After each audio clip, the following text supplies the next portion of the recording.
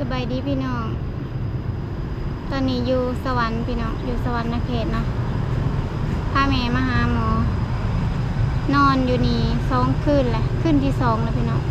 2 คืนแล้วเป็นให้อยู่4 มื้อบ่ฮู้ว่าสิได้จักคืน มาตั้งแต่วันที่5วันที่6นั่นแหละจำบ่ได้แล้วมารักษาผู้เฒ่า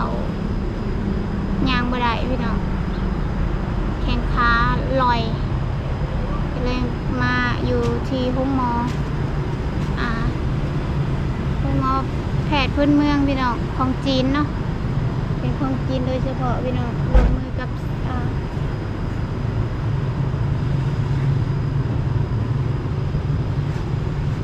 เดี๋ยวสิให้เบิ่งเด้อพี่น้องจังน้อยโรงหมอเพิ่นเนาะผู้ใดอยากมารักษาก็มารักษาได้เนาะมีทุกโรคพี่น้องโรคผิวหนังเป็นรักษาดีขึ้นอยู่ได้พี่น้องมามื้อแรกก็เห็นผลเลยแต่ก็ยังมีเจ็บอยู่พี่น้องเดี๋ยวเราเบิ่งอาการต่อไปกดหับได้ไหมก็ได้โทรมาผู้ใดหับโหลดอันนี้ก็อยู่นี่ไปก่อนพี่น้องมือได้เมื่อก็ได้สิทายให้เบิ่งอัปเดตให้เบิ่งต่อไปอาการเพิ่นก็ดีขึ้นอยู่เด้อพี่น้องเลยนี่นะปกติมือนี่ขยับบ่ได้พี่น้องจับโทรศัพท์นี่เจ็บนะพี่น้องนี่ก็กำก็ยังบ่ค่อยลงปานใดพี่น้องมือเพิ่นนะแต่ตอนนี้มือขึ้นที่2แล้วพี่น้องยังยกโตบ่ได้พี่น้องตอนนี้ยกสะโพกยกก้นนี่ขึ้นบ่ได้นะ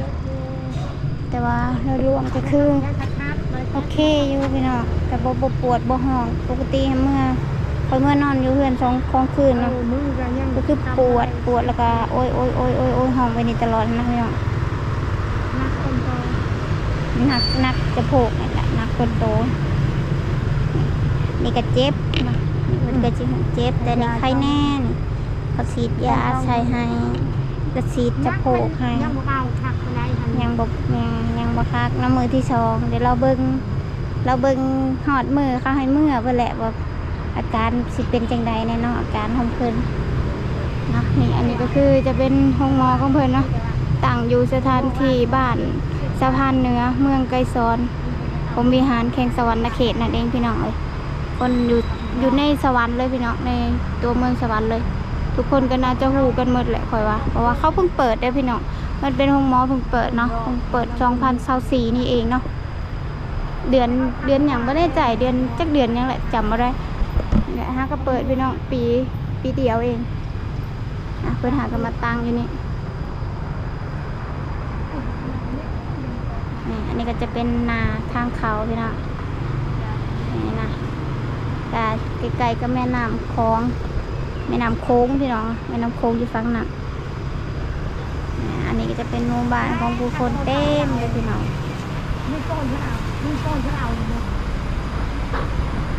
คุยโทรศัพท์คนง่ายกันแล้วกันถึงใหญ่กันเอาทอดกันนะ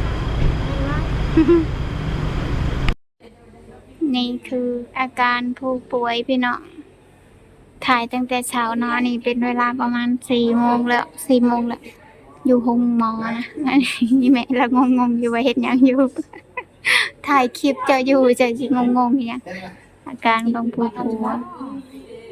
ถ่ายคลิปคอยนอนอยู่นี่บ่แล้วอ่ะแม่นถ่ายคลิปจะนอนอยู่นี่แหละเป็นจะได้แน่อาการดีขึ้นอยู่บ่ใครแน่น้อยนึงมื้ออื่นเช้าเนาะมื้ออื่นก็เมื่อแล้วพี่น้องเอ้ยเดี๋ยวสิไปหาซื้อแนวกินให้เพิ่นกินข้าวแล้วบัดนี้อันนี้คือข้าว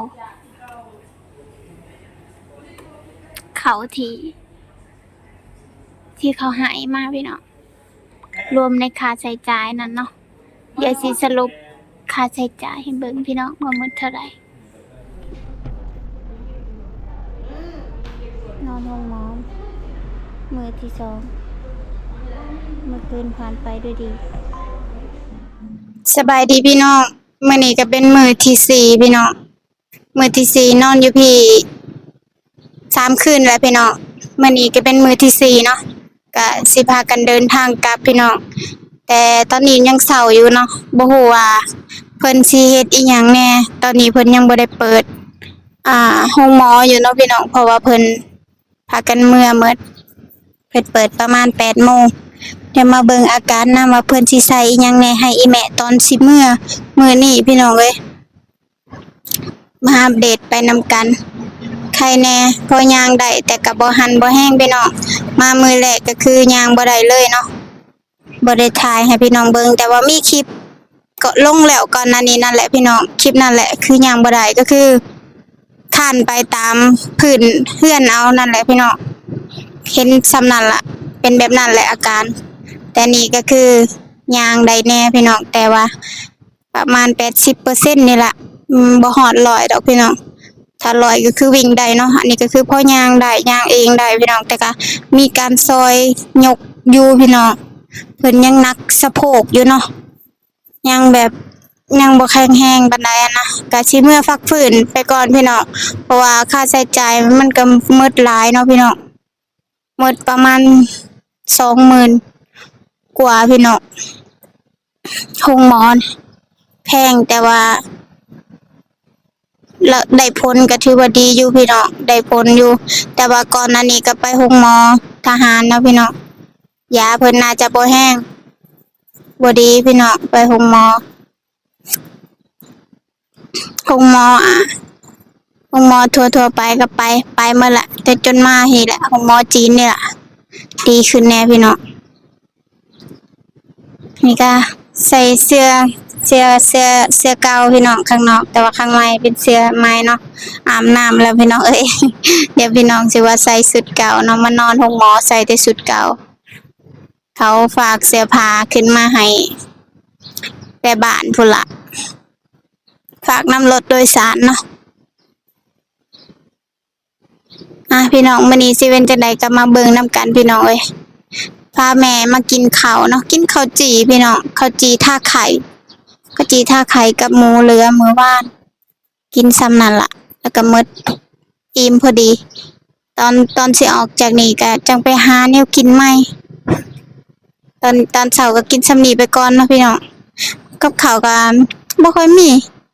บ่ค่อยมีบ่ค่อยเห็นคนขายพี่น้องถ้าเพิ่นขายก็ต้องย่างไปอีกพี่น้องพูนแหล้วพี่น้องเอ้ยประมาณจากบ้าน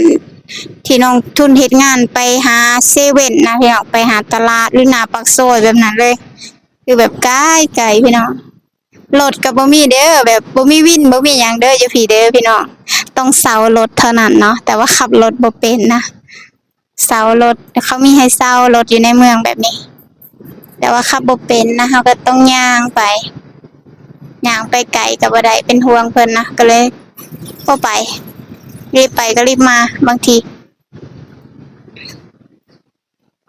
บรรยากาศประมาณ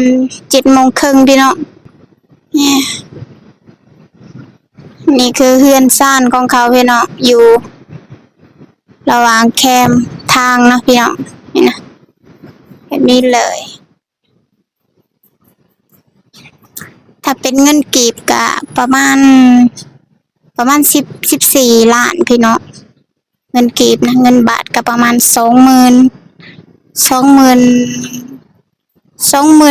หรือ24,000นี่แหละพี่น้องประมาณนี้แหละข้อยก็บ่แน่ใจเนาะข้อยก็คิดบ่ค่อยเป็นปานใดนะส่วนหลายข้อยก็ใช้แต่เงินไทยมาบ้านก็จะอาๆกับเงินบาทเงินกีบเนี่ยเนาะมันหลายไปข้อยก็ใช้บ่ค่อยเป็นเนาะพี่น้องมีเงินแต่ใช้บ่เป็นเขาว่ามีเงินกีบหลายใช้บ่เป็นใช้เป็นแต่ดับแสนแค่นั้นพี่น้องดับล้านดับหยังก็บ่ค่อยเป็นปานใดดอก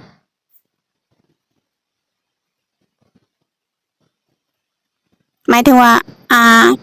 นับหั้นนะพี่น้องนับหั้นนะนับหลายกว่าหั้นหั้นนะถ้าใช้แบบทีละใบแบบนี้ใช้เป็นอยู่แต่ว่าหมายถึงว่ามันนับหั้นนะพี่น้องนับให้มันสูงขึ้นไปเนี่ยนะบ่ค่อยเป็นปานใดนะบ่ค่อยจะเรียนจบบ่สูงเนาะพี่น้องก็เลยแบบบ่รู้จักใช้ ช้เงินลาวบ่ค่อยถนัดถ้าเงินบาทเนี่ยโอ้ถนัดคือหยังนี่พี่น้องเอ้ย เงินบาทเนี่ยใช้ถนัดคือหยังเด้อมีเงินบาทเท่าใดก็ใช้บ่เหลือพี่น้องเดี๋ยวจะอัปเดตใหม่อีกทีพี่น้อง